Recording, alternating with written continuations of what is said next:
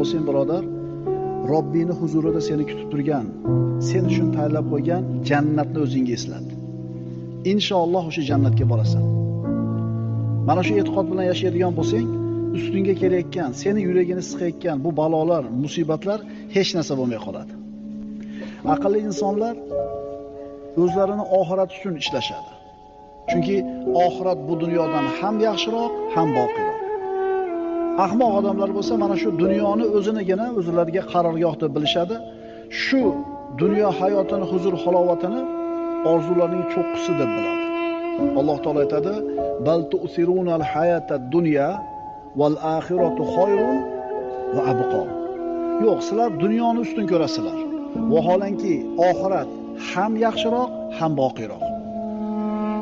Birodar, dunyodan zerikkan bo'lsang, muammolardan to'ygan bo'lsang, ko'ngling sovib ketayotgan bo'lsa hayotdan, seni oxiratda kutib turgan jannatni eslat.